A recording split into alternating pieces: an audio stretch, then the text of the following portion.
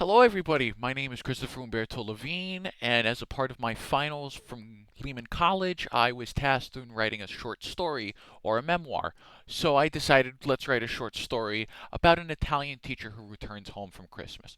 Just to give you a little context, I created this on December 1st when Jay Schlatt, who we all know as being a famous Minecraft YouTuber, uh, came out with a music album. And so I decided, let me listen to it.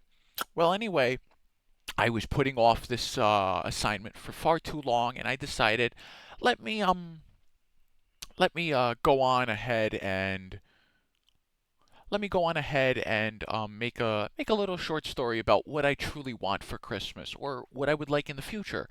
Because the song was called "Have Yourself a Merry Little Christmas," and the song lyric that made me cry the most was, "We'll have to muddle through somehow."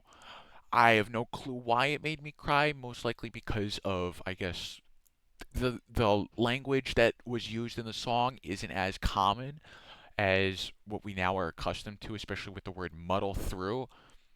So normally when you think muddling, you think like mud context. This isn't directed towards anybody specific. If it happen to be real people in my life, that just happens to be coincidence. But anyway, we'll continue on. There is an Italian teacher that works at a sizable high school. He knows what he's doing and he looks like he's been there for a while, taking care of issues involving children during the holidays. All the students love him dearly and can say nothing bad about him. Looking up, he says, "All right, class, as the final bell is about to ring, prepare to leave. It's really snowing outside. I just hope all of you get home safe and I'll see you next year." The class groans at the subpar joke. The Italian teacher retorts, "Oh, come on, I thought it was funny." The bells echo through the hallways, and the students make their way to the door. "All right, class, have a good winter break, and to those who celebrate, Buon Natale." The Italian teacher starts to make his way outside the door and notices that it is really snowing down. He decides to wait a while after school to make sure that the building is empty with the rest of the administrators. As he does that, he gets a call from his wife. "Where are you? It is really snowing outside. Please come home soon. I worry about you," his wife says frantically. "Honey, I'll be fine. I just need to help the admins. We want to make sure the school is clear before we leave for break. I think I need to walk home. I can't drive in this weather. Too much ice." "All right, I think that is best for you to do. I hope to see you soon. Ti voglio bene. Ti voglio bene," the wife repeats as she ends as she ends with a vocal kiss.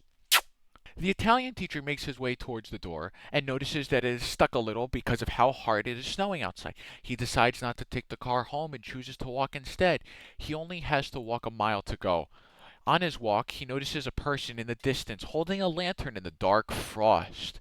He then notices a person wearing skis to traverse the heavy snow. On his walk, he needs to navigate through rural roads. Looking down, the Italian teacher sighs. "I knew I should have worn a better shoe instead of my dress shoes. They'll be soaked by the time I get home. At least there's a fireplace at home." Looking back up, he notices the person with the lantern has disappeared down the bottom of the hill, that he, meaning that he was going further and further away. Along the way to pass time, the Italian teacher starts to sing Christmas carols. "I'll be home for Christmas" starts to play in his head. The Italian teacher is finally at the front door, in his front the Italian teacher is finally in front of his door and hears the jingling of bells. He takes a look inside the window and notices that his baby girl is playing around with a rope full of bells, the wife in front of the fireplace stoking it to make sure that her lover is nice and warm. The Italian teacher knocks on the door, and his wife answers. "Finally, you're home. It's been nearly an hour. If you're cold, I put a log in the fireplace. The stupid furnace broke again. You need to tell your father we need to get it replaced. It cannot be serviced anymore." "I know, but you know how frugal he can be about his field. He's trying to make us not spend so much money that we won't get a good return on the equipment," the Italian teacher says sheepishly. "I would rather have heat and it cost a little more than freeze and save money," she scolds. His wife continues to finish decorating the house in a festive ornament along with religious heirlooms that they both acquired throughout the years. The wife looks back at the Italian teacher and notices that he's shivering. She helps him to their room with the crib at the foot of their bed. The crib is clearly too big to be in the room, but it shows the dedication that they have towards their baby. As the Italian teacher gets changed into his warm and comfy clothes, the wife goes back to decorating the house. The Italian teacher walks towards the entrance of the living room through the kitchen and looks at the locks of thick hair draping down his wife's back, the white of her hair blending with the white of her turtleneck. Her hair ends at her waist, which is gently wrapped in a long black skirt. The husband is now in his plaid green pajamas. Have yourself a merry little Christmas plays from a record player that has seen better years. A little crackle and pop is added over the voice of Frank Sinatra while the two intertwine their hands, putting up a Christmas bulb of the baby's first Christmas in the family. A single lonesome tear rolls down the Italian teacher's cheek as he embraces his wife in his hand. The instrumental of the song continues on while the wife turns around and looks at him in all his vulnerability. They lock eyes for a while, and notice them moving closer to each other. They intertwine their lips in a kiss. The wife whispers calmly, I know it's a hard time and season, but at least you have me and I have you to love. No one can take that away from us. We even have a little girl of our own in the family now. I know you wanted that. I know how much you wanted that. I'm not sad, it's just that I've waited so long to have a moment like this where I can just relax in my own home with a wife that loves me dear and a little girl that is in just constant bliss. Leaning over to pick up his child with the string of bells, he groans out, "She has so much to learn in this world." He then kisses the top of the baby's forehead. The wife walking toward him calmly speaks, "Well, I know you're the best Italian teacher in the world. You will be able to teach her the right things to do. I know she will need to learn. I also know she will need to learn by herself.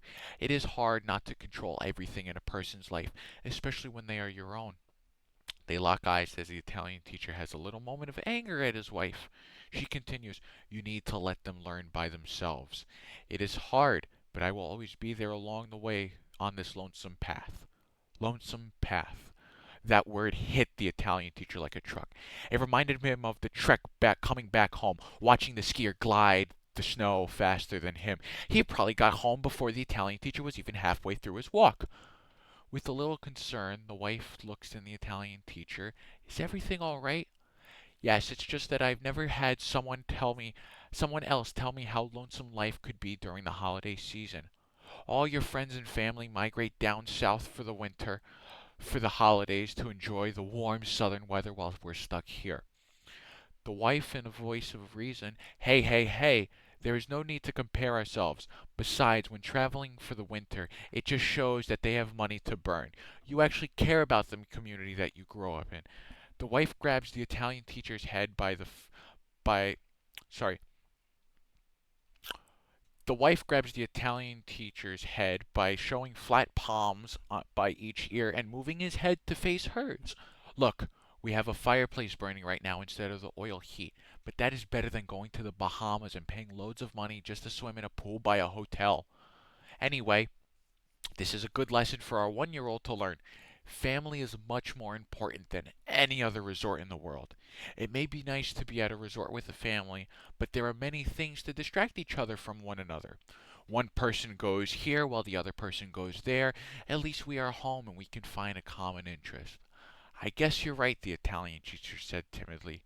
In confidence, "I'm always right, or I wouldn't have married you," the wife says with her hands on her hips in a superhero pose.